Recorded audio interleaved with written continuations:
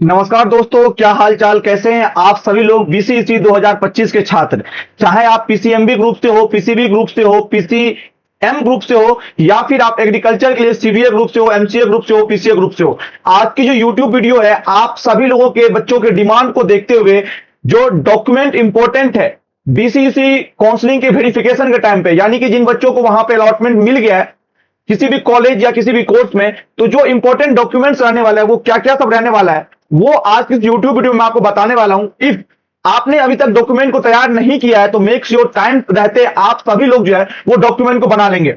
तो मैं डॉक्यूमेंट की लिस्ट की बात करूं उससे पहले मैं आपसे लोगों को कुछ बातें बता देना चाह रहा हूं कि ऐसे व्यक्ति जिनको की अलॉटमेंट मिल गया लेकिन वो अपने अलॉटमेंट से संतुष्ट नहीं है, यानी कि उनको वो कोर्स या वो कॉलेज नहीं लेना है और आप अपग्रेड करना चाहते हो, तो ध्यान दीजिएगा। आप जब भी अपग्रेड करोगे यहां पे लिखा हुआ है कि डाउनलोड किए गए प्रोविजनल अलॉटमेंट लेटर में डॉक्यूमेंट वेरिफिकेशन एडमिशन हेतु नोडल ऑफिसर का नाम था, तिथि अंकित होगा, उसके अनुसार अभ्यर्थी अपने संबंधित रिपोर्टिंग नोडल सेंटर पर निर्धारित तिथि पर जाकर अपना डॉक्यूमेंट वेरिफिकेशन करवाएंगे। वैसे अभ्यर्थी जिन्होंने अपग्रेडेशन का ऑप्शन दिया है वो भी अनिवार्य रूप से अपने नोडल या रिपोर्टिंग सेंटर पर डॉक्यूमेंट वेरिफिकेशन करवा के वेरिफिकेशन स्लिप एवं अपना मूल प्रमाण पत्र वापस ले लेंगे। यानी कि अगर आप अपग्रेड करना चाहते हो, प्रोविजनल एडमिशन पर लेटर पर जो डेट मेंशन है उस डेट पर जाकर अपने जो नोडल है, आपके जो रिपोर्टिंग सेंटर है, वहां से वेरिफिकेशन करवा लेंगे डॉक्यूमेंट का, और आपका जो मूल प्रमाण पत्र होगा उसको वापस ले लेंगे। अगर आपको सेकेंड राउंड में सीट अपग्रेड नहीं होता है, जो उनको आवंटित सीट है फर्स्ट राउंड में,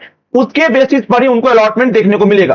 ठीक है। और जब आपको मान लो कोई और कॉलेज अलॉटमेंट हो जाती है, उस कंडीशन में जो आपको फर्स्ट राउंड में वेरिफिकेशन डॉक्यूमेंट स्लिप मिला था, जो आपको संबंधित वंचित मूल प्रमाण पत्र के साथ निश्चित रूप से वो लेकर आपको जो है सेकेंड राउंड के सीट के लिए जाना होगा, नहीं तो आपका जो सीट है वो रिक्त हो जाएगा, यानी कि रद्द हो जाएगा और खाली हो जाएगा।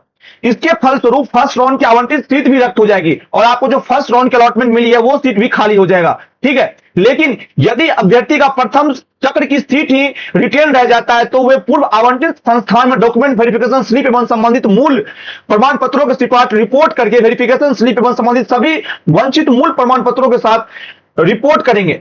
ठीक है। और नामांकन की प्रक्रिया जो है उसको पूरा करेंगे। अगर आप वहां पे नहीं जाते हैं तो आपका प्रथम चक्र का जो प्रथम राउंड में आपको अलॉटमेंट मिला है वो भी सीट जो है वो खत्म हो जाएगा। अगर कोई अभ्यर्थी किसी भी कारणवश से निर्धारित तिथि पर अपना डॉक्यूमेंट वेरिफिकेशन नहीं करवाते हैं तो वैसे सभी आवंटित अभ्यर्थियों को अगले राउंड के लिए जो है आप अयोग्य माने जाएंगे। यानी कि ओवरऑल ये बात है कि आपको अगर अलॉटमेंट मिल गई है तो आपको अपग्रेड करना है, या फिर आपको जो है अपग्रेड करना है तब भी आपको डॉक्यूमेंट वेरिफिकेशन करवाना होगा। अगर आप टाइम पर डॉक्यूमेंट वेरिफिकेशन नहीं करवाते हो तो सेकेंड राउंड के लिए तो आप एलिजिबल नहीं हो, लेकिन जो आपका फर्स्ट राउंड का अलॉटमेंट है वो भी रद्द हो जाएगा। ठीक है। ये इंपॉर्टेंट मैंने आपको बात बता दी। बाकी यहां पे जो है वो शेड्यूल जो उन्होंने मेंशन कर रखा है कब किस बच्चे को वेरिफिकेशन के लिए जाना है, ऐसे आपके जो प्रोविजनल एडमिशन लेटर आया है उस पर मेंशन होगा। लेकिन एक बार इसको ध्यान से देख लेंगे, यहां पे इन्होंने जो है वो CBA group, PCA group, MBA group, MCA group के लिए बना रखा है ऊपर में। ठीक। और नीचे वाला जो है वो पीसीएम, पीसीबी और पीसीएमबी ग्रुप के लिए। तो ये ऑलरेडी आप लोग डाउनलोड कर लिए होंगे, एक बार स्क्रीन पर पॉज करके देख सकते हैं। मैं इसको इसीलिए नहीं डिस्कस कर रहा हूं ताकि वीडियो लंबा ना हो जाए।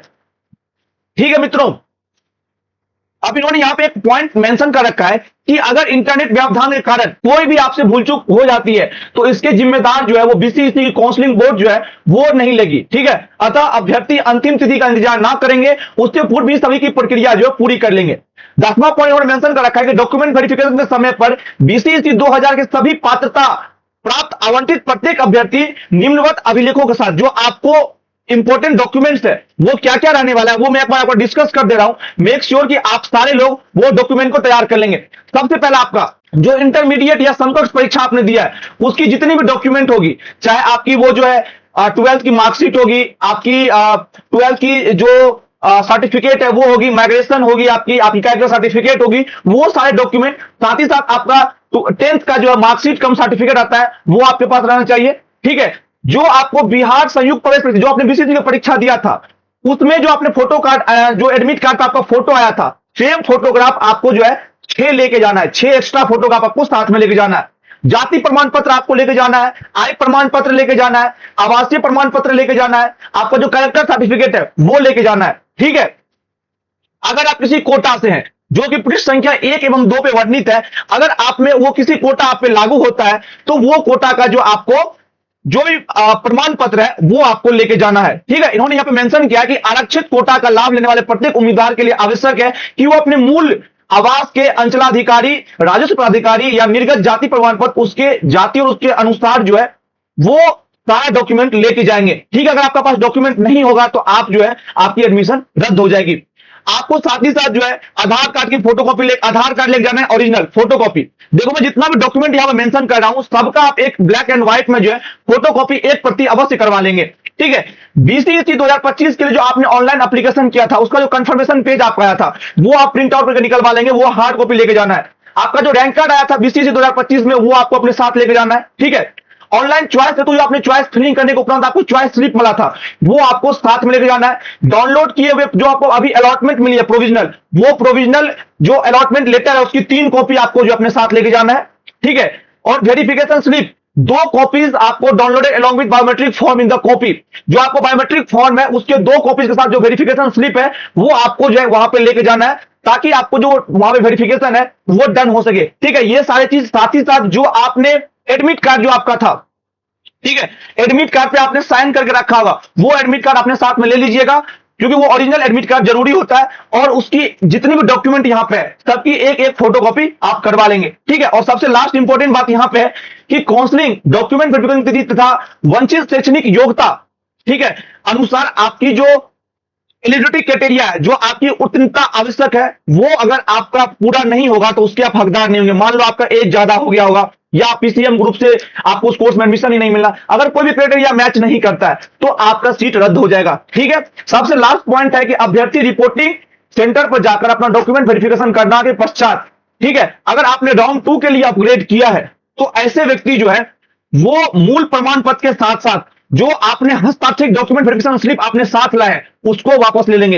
यानी कि अपना मूल प्रमाण पत्र और जो डॉक्यूमेंट वेरिफिकेशन स्लिप आपके साथ अपना मूल लाए थे सिग्नेचर किया हुआ वो अपने साथ ले लेंगे। ठीक है, अगर उनका सीट राउंड 2 में अपग्रेड होता है तो राउंड 2 में आवंटित सीट पर नामांकन हेतु निर्धारित रिपोर्टिंग नोडल सेंटर पर जाकर राउंड 1 के डॉक्यूमेंट वेरिफिकेशन स्लिप तथा संबंधित सभी वंचित मूल प्रमाण पत्रों के साथ निश्चित रूप से उपस्थित होंगे। ठीक है, अगर आपको राउंड 2 में अलॉटमेंट मिल जाती है तो उस कंडीशन में भी आपको जो डॉक्यूमेंट वेरिफिकेशन स्लिप है, जो आपका मूल प्रमाण पत्र है, जो कागजात है, वो सारे लेके आपको जाना होगा जहां पे भी आपको अलॉटमेंट मिला है वहां के नोडल ऑफिसर के पास।